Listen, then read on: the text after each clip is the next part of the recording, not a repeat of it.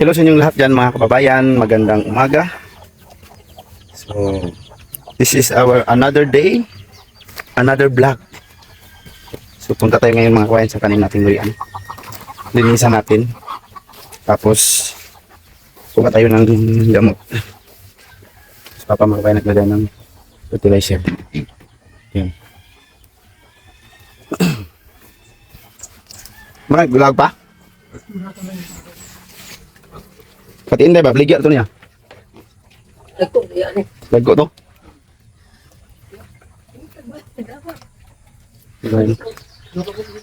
Ha? Apa dito no? Ilang?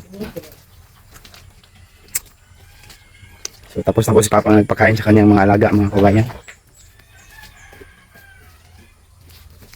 Bumaba na naman yung tubig sa ating mga isda.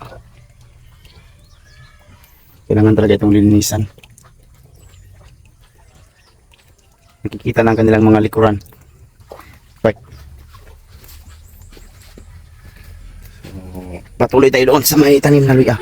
Tapos magkuha din ako mga kabayan ng gamot sa bughat. O himughat Nabughat at ani. Ito po yung tanim ni Papa dito mga kabayan. Saging. Oh, dami na po saging ni Papa dito. Pag magtyaga talaga meron talagang nilaga.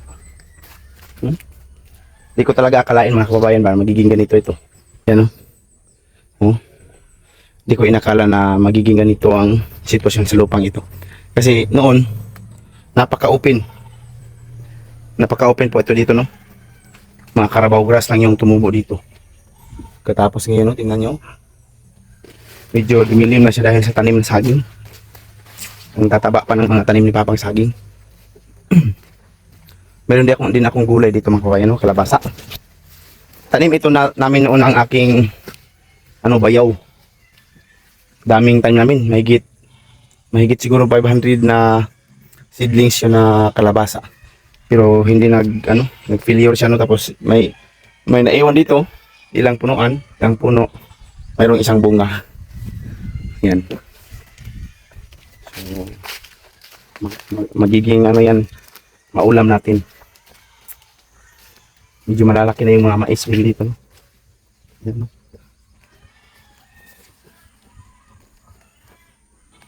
Nagsisimula ng ibigay ng kawawa naman si lamok.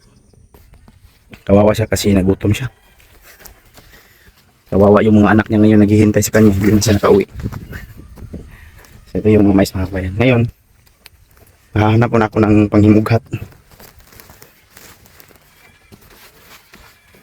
Manghimughat muna tayo.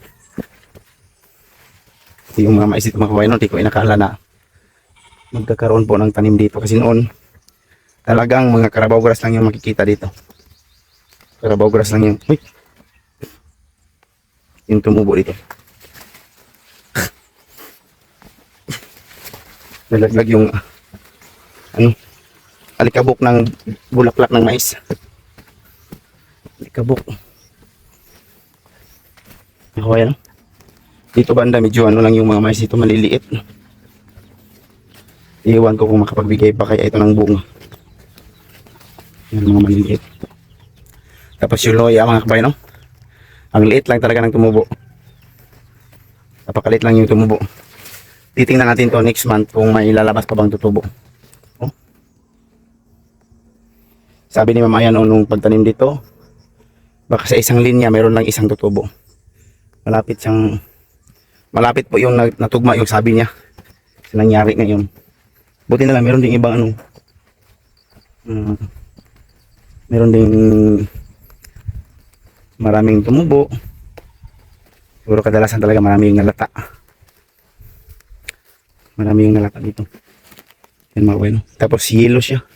Kailangan siya ng vitamins. Yan. Tapos napakada mo. So, na lang no. Lilinisin ko ngayon ito. Kunti-kuntiin kong paglinis. Sa Bisaya pa naman ba para mahuman. Meron ding dito. Pang gamot sa bughat. Grabe yung damo mga kawayan. Kawawa yung luya, na yelo. Yan, daming damo. Hindi mo na malaman kung luyahan ba ito o hindi. Kasi daming damo talaga. Ito po yung goal natin ngayon mga kawayan, na malinisan itong tinataniman ng luya. Saka yung mais naman dito, napakaliit. Dito lang banda yung medyo maliit, mga maliliit na mais.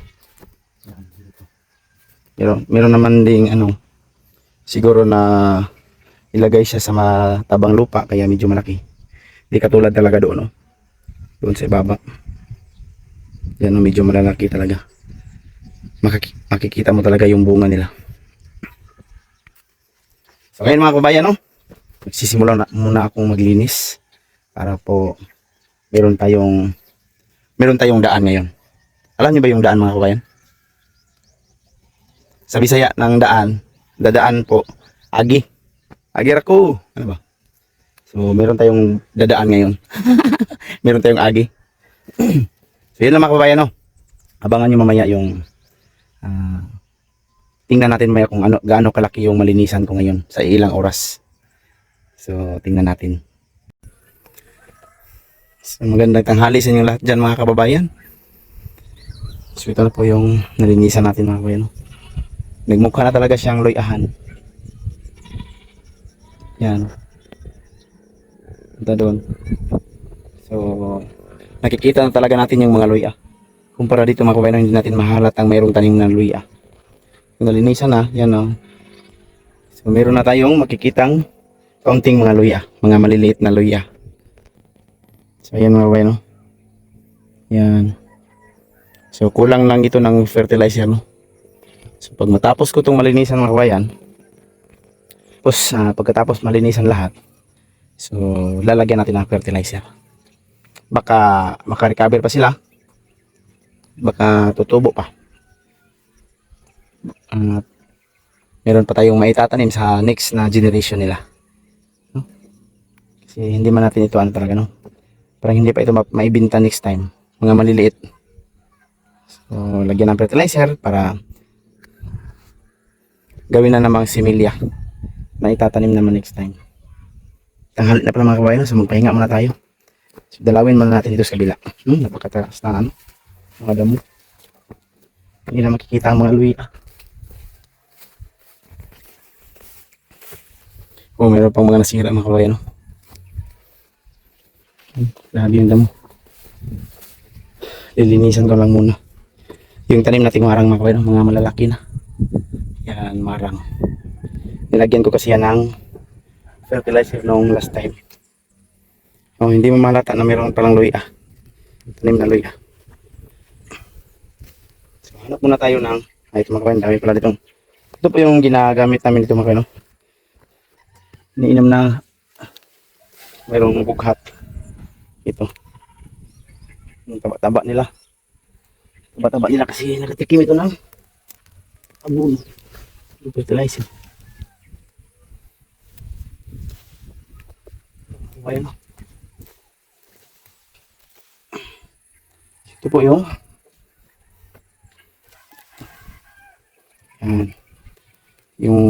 tuway-tuway. So itong kanyang ugat, lilinisan lang to at saka ilagay sa tubig at saka yun na yung iinumin. So uwi muna tayo mga kabayan para makapagpahinga. Kunin ko muna yung mga damit at saka tubig ko doon sa ibaba. Napakasakit na ng init mga kabayan. Sakit nang tumama sa ating balat. So yan na yung nalinisan natin mga kabayan. Mula doon sa kabila, mula doon papunta doon.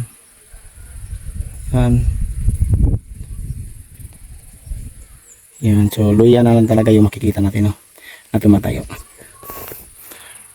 Masasabi na talaga natin na meron ng luyang tumubo. Akala namin noon ay walang tumubo, lahat na sira, lahat na lanta. Yan, no?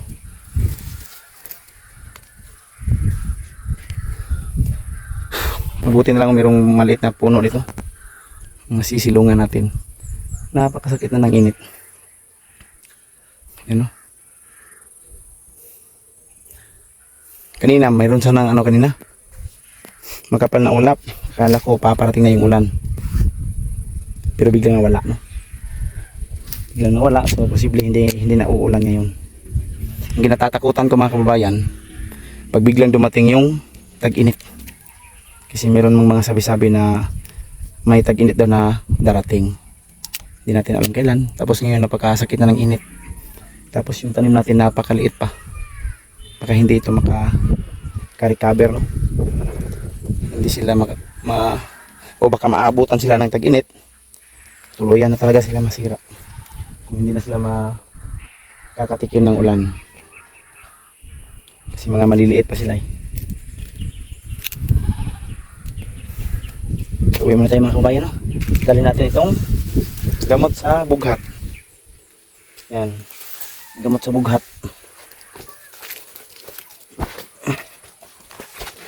Yan, maliit pa dito. Putulin muna natin ito mga kabayan.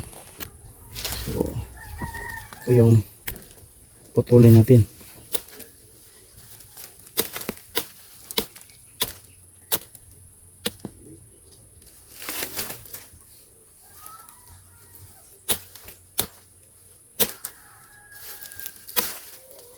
So, ito lang yung gamitin natin. Ito.